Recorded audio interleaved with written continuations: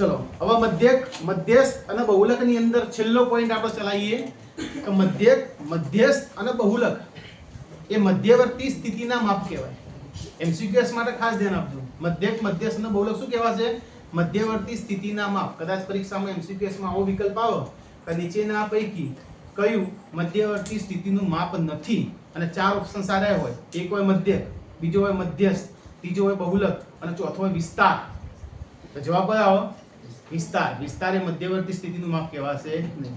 તો પ્રશ્ન એ થાય છે કે આપણે મધ્યકના સૂત્રો અને દાખલા ગણી લીધા, બહુલકના સૂત્રો અને દાખલા ગણી લીધા, મધ્યસ્થના પણ સૂત્રો અને દાખલા ગણી લીધા. આ ત્રણે ત્રણને સાંકળતું કોઈ અલગ સૂત્ર ખરું કે જે બોર્ડની અંદર આપણને એમસીક્યુ સ્વરૂપે પૂછાય અથવા 2 માર્ક્સના દાખલા સ્વરૂપે પૂછાય? તો હા, ધ્યાન આપજો. એ સૂત્ર નવું z બરાબર, નવું સૂત્ર છે z બરાબર 3m માઈનસ 2x બાર. આ સૂત્ર તમારે ખાસ યાદ રાખવાનું, જે તમારા બહુલક, મધ્યક અને મધ્યસ્થ ત્રણે ત્રણમાં સાંકળતું સૂત્ર કહેવાશે. રાઈટ? જ્યાં z એટલે શું કહેવાશે? ગુજરાતીમાં લખું તો z એટલે બહુલક બરાબર 3 ગુણ્યા m એટલે મધ્યસ્થ માઈનસ 2 ગુણ્યા x બાર એટલે મધ્ય. કમ્પ્લીટ? હવે ઘણી વખત આની અંદરથી એમસીક્યુએસ કેવા પૂછાય? તો આની અંદરથી એમસીક્યુએસ તમારે એવા પણ પૂછાઈ શકે કે ભાઈ તમને મધ્યસ્થની કિંમત આપી હોય અને મધ્યકની કિંમત આપી હોય અને કીધું હોય ભાઈ બહુલક શોધો. m આપેલો હોય, x બાર આપ્યો હોય, z શોધવાનું કે, z આપ્યો હોય, m આપ્યો હોય, x બાર શોધવાનું કે, અથવા z આપ્યો હોય અને x બાર આપ્યો હોય અને m શોધવાનું કે. ઇન શોર્ટ વાત કરું તો આ ત્રણમાંથી ગમે તે બે ની કિંમત આપેલી હોય અને ત્રીજી આપણે શોધવાની હોય. એક દાખલો લઈએ તો ખબર પડશે. ફોર એક્ઝામ્પલ અહીંયા જુઓ, એમસીક્યુએસ. પહેલો એમસીક્યુએસ, માની લો કે કોઈ અવલોકન નો મધ્યક, કોઈ અવલોકનનું મધ્યક 25 છે અને મધ્યસ્થ 25 છે, તો બહુલક બરાબર ખાલી જગ્યા. આ ટાઈપનો એમસીક્યુ છે. આપણો ગમે તે આવી શકે, બરોબર? બોર્ડમાં આપણે આને સોલ્વ આઉટ કરીએ. કોઈ અવલોકનનું મધ્યક 25 આપેલું છે અથવા કોઈ માહિતીનું મધ્યક કે કોઈ માહિતીનું મધ્યક 25 આપેલું છે અને મધ્યસ્થ કેટલો આપે છે? 25. બંને 25 લીધા આપણે, બરોબર ને? અને શોધવાનું શું છે? બહુલક. તો સિમ્પલ આન્સરમાં આપણે આ સૂત્ર વાપરી દેવાનું કે ભાઈ આપણને સૂત્ર આવડવું જોઈએ. z બરાબર, સૂત્ર કયું છે? 3m માઈનસ 2x બાર. કિંમત મૂકી તો 3m, m એટલે શું કહેવાય? મધ્યસ્થ. અને મધ્યસ્થ કેટલો આપેલો છે? 25 માઈનસ 2 કૌંસમાં x બાર. x બાર એ કેટલો આપેલો? મધ્યકને કહેવાય x બાર. એ તમને ખબર હોવી જોઈએ. એ પણ કેટલો આપેલો છે? 25. તો 25 તરી 75 માઈનસ 25 દુ 50. 75 માંથી 50 જાય તો મતલબ z પણ કેટલો આવ્યો? અહીંયા હું લખી દઉં, z પણ કેટલો આવ્યો? 25. તો ખાલી જગ્યામાં શું આવશે? 25. મતલબ ત્રણે ત્રણ 25. મધ્યકે 25, બહુલકે 25 અને મધ્યસ્થે 25. બરોબર? તો આ ટાઈપના એમસીક્યુએસ હોઈ શકે, અથવા બીજા આ ટાઈપના એમસીક્યુએસ હોય કે તમને કોઈ ખાલી જગ્યાની અંદર માની લો કે અહીંયા સૂત્ર આપણે આવું આપેલું છે, તમને એમ કે ભાઈ z, આ એમને મત લખું છું હું, માઈનસ z માઈનસ m બરાબર ખાલી જગ્યા m માઈનસ x બાર. આ ખાલી જગ્યા કઈ રીતે સોલ્વ કરાય? આવા પણ એમસીક્યુએસ આવે. z માઈનસ m બરાબર ખાલી જગ્યા કૌંસમાં m માઈનસ x બાર. તો અહીંયા આગળ તમારા માઇન્ડની કસોટી થાય. સૂત્ર એક જ છે, એને તોડવાનું અને તોડીને સેટિંગ કરીને આપણે ગોઠવવાનું. તો અહીંયા ઓકળો કયો આવે એને પ્રશ્ન પૂછું છું. તો જો તમને શીખવાડી દઉં કેવી રીતના ગણાય, તો તમને પ્રોપર સૂત્ર આવડવું જોઈએ. પ્રોપર સૂત્ર આ રીતે છે, z બરાબર 3m માઈનસ 2x બાર. રાઈટ? તો z બરાબર આ 3m છે ને, એમાં હું આવી રીતના ના લખી શકું. એક વખત m અને વત્તા 2 વખત m. ટોટલ કેટલા થઈ ગયા? 3m થઈ ગયા ને? એક વખત m અને 2 વખત m. ભાગ પાડી દીધા. અને -2x બાર કમ્પ્લીટ.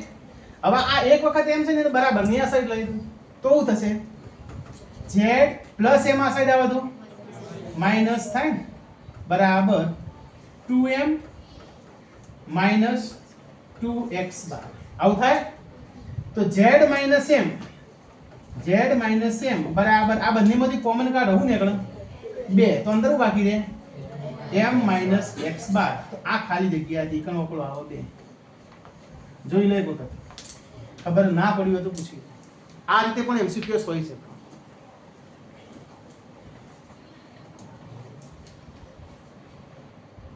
બીજા એ ટાઈપના દાખલા હોય ફોર એક્ઝામ્પલ નંબર 3 આપણે અહીંયા વાત કરીએ તો પરીક્ષાની અંદર આવા પણ MCQs આવી છે. કેવા? તો તમને પ્રોપર કોઈ વર્ગ આપેલો આવી રીતના કોઠો દોરીને આપશે અને અહીંયા લખેલું હશે વર્ગ અને નીચે લખી છે આવૃત્તિ. આ રકમ હું મારી રીતે લખું છું બરોબર. માની લો કે ભાઈ 10 થી 20 એની આવૃત્તિ છે 10, પછી 20 થી 30 એની આવૃત્તિ છે 20, 30 થી 40 એની આવૃત્તિ છે 8,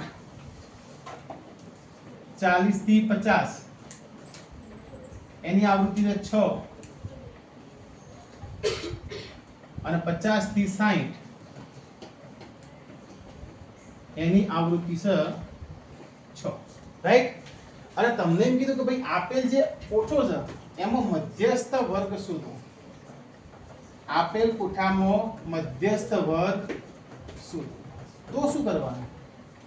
તો એનો મધ્યસ્થ વર્ગ કયો થાય? 10 થી 20 વાળો થાય, 20 થી 30 વાળો થાય, 30 થી 40 થાય, 40 થી 50 કે 50 થી 60. ચાર ઓપ્શન્સ આપેલા હોય. પહેલો ઓપ્શન કદાચ બને તો 10 થી 20 લખ્યું હોય, બીજો એવું બને 20 થી 30, ત્રીજો બને 30 થી 40. તો એ વખતે આપણે પ્રોપર યાદ કરવાનું કે મધ્યસ્થમાં આપણે શું કરવાનું. મધ્યસ્થમાં શું કરતા તમને યાદ છે? કોઠું સીધું કરી દેતા. મધ્યસ્થમાં આપણે કોઠું સીધું કરી દેતા. અહીંયા લખતા વર્ગ, અહીંયા લખતા આવૃત્તિ, અહીંયા લખતા સંચયી આવૃત્તિ. શું લખતા? હા, રાઈટ. તો આ કેટલો હતો? 10 થી 20. અહીંયા છે 10 થી 20. એમાં અવલોકન કેટલા છે? 10. પછી છે 20 થી 30. એમાં અવલોકન કેટલા? 20. પછી 30 થી 40 એમાં અવલોકન 8. પછી 40 થી 50 એમાં અવલોકન 6 અને લાસ્ટ 50 થી 60 એમાં અવલોકન 6. આપણે શોધવાનું શું છે? મધ્યસ્થ વર્ગ. તો કેવી રીતના શોધાય? તો આ 10 એમના 10 ને 20 30, 30 ને 8 38 ને 6 44, 44 ને 6 50. રાઈટ. અહીંયા n બરાબર કેટલા આપેલા હોય? તો આપણે કરવાનું n બાય 2 મૌખિક જ કરી દેવાનું. આ બધી ગણતરી કરવાની નહીં. 50 ભાગ્યા 2 એટલે કેટલા થાય? અને 25 થી તરત મોટી સંખ્યા કઈ છે? અને એનો વર્ગ કયો છે? તો 20 થી 30 વાળો વર્ગ તમારો મધ્યસ્થ વર્ગ કહેવાય. 20 થી 30 વાળો વર્ગ કયો કહેવાય? મધ્યસ્થ વર્ગ. હવે આ જ દાખલાની અંદર બહુલકીય વર્ગ પૂછ્યો હોય, આ જ દાખલામાં રકમ બદલી દઉં તમને એમ કે આ દાખલામાં બહુલકીય વર્ગ કયો? બહુલકીય વર્ગ. તો એમાં આવી કોઈ જ ગણતરી કરવાની જરૂર નહીં. એ ડાયરેક્ટ જોવાનું. જે મોટું અવલોકન હોય, મહત્તમ આવૃત્તિ હોય, એનો વર્ગ એ બહુલકીય વર્ગ કહેવાય. તો 10 20 8 6 ને 6 એમાં મોટા મોટું અવલોકન કયું? એટલે બહુલકીય વર્ગ કયો થાય? આ તો રેન્ડમ રકમ લખેલી છે બરોબર ને. પણ તમારે આ બે પાસાઓ યાદ રાખવાના કે ભાઈ મધ્યસ્થ વર્ગ હોય તો આવી ગણતરી કરવી પડશે, પણ બહુલક વર્ગમાં કોઈ પણ જાતની ગણતરી કરવાની નહીં. બહુલકીય વર્ગમાં તો નીચેની આવૃત્તિ જોઈ લેવાની, એમાં મોટામાં મોટું હોય એ અવલોકન આપણો એનો વર્ગ જે હોય બહુલકીય વર્ગ કહેવાય. એક આ ટાઈપના પણ MCQs આવી શકે. આના સિવાય કેવા? જો આ સેક્શન A ની અંદર આવા દાખલા પણ આવે. MCQs ના આવે તો સેક્શન A ની અંદર આવા દાખલા. કેવા દાખલા? તો તમારા ફાઇન્ડ મધ્યકના બે સૂત્રો છે. એક છે x બાર બરાબર a plus sigma fi di upon n, ધારેલા મધ્યકની રીત. બીજા નંબરનું સૂત્ર કયું છે? તો x બાર બરાબર a plus sigma fi upon n ગુણ્યા s. તો મારા વાળા હોબળી લેજો. આ 1 2 3 ને 4 ઘટકો શું ને, તો આ ચારમાંથી ગમે તે ત્રણની કિંમત આપેલી હોય અને ચોથો આપણે શોધવાનો હોય. બની શકે છે તમને મધ્યક આપ્યો તો ભાઈ કોઈ આપેલી માહિતીમાં મધ્યક આટલો છે, પછી ધારેલો મધ્યક a બરાબર આટલો છે અને સિગ્મા fi કુલ અવલોકનોનો સરવાળો આટલો છે, તો કુલ અવલોકનોની સંખ્યા શોધો, n શોધવાનો. ઘણી વખત n આપ્યો હોય, સિગ્મા fi આપ્યો હોય અને x બાર આપ્યો હોય તો શોધવાનું હોય a.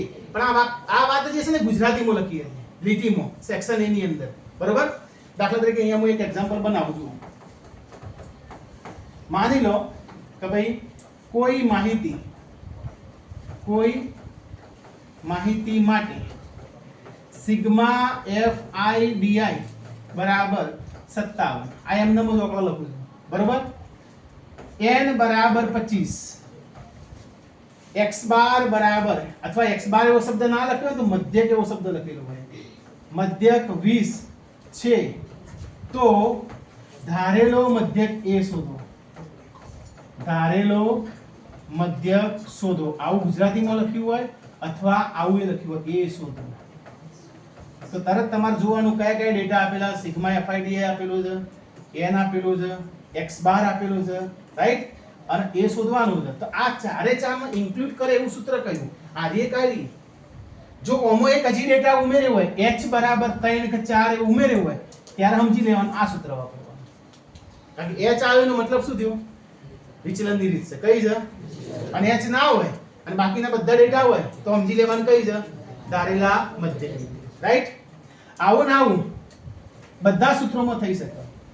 ફોર એક્ઝામ્પલ આપણે બહુલકનું સૂત્ર કયું હતું? z બરાબર l plus f1 minus f0 upon 2f1 minus f0 minus f2 ગુણ્યા s. તો સેમ ટુ સેમ આ ડેટા ગણી લો. એક z નંબર 1 મધ્યસ્થ વર્ગની બહુલકીય વર્ગની અધસીમા નંબર 2, પછી f1 f0 અને f2, એટલે ટોટલ કેટલા થયા? 3 ઘટકો. આર્યા એક ઘટક x4 l5 અને z6. આ 6 ઘટકોમાંથી 5 ઘટકોની કિંમત આપી હોય તો છઠ્ઠો ઘટક મળે કે ના મળે?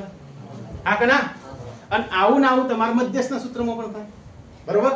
જે લાસ્ટ ટાઈમ આપણે જોઈ લીધું, મધ્યસ્થ m બરાબર l plus n/2 minus cf upon f ગુણ્યા h. તો આ કેટલા ઘટક થયા? 1 2 n3 cf4 f5 અને આ 6. આપણે કેટલા ઘટકો થયા? તો આ 6 માંથી ગમે તે 5 ઘટકોની કિંમત આપેલી હોય મૌખિક અને છેલ્લો ઘટક શોધવાનું કીધું હોય તો આવડત ના આવે. તો આ ટાઈપના બોર્ડમાં દાખલા હોઈ શકે.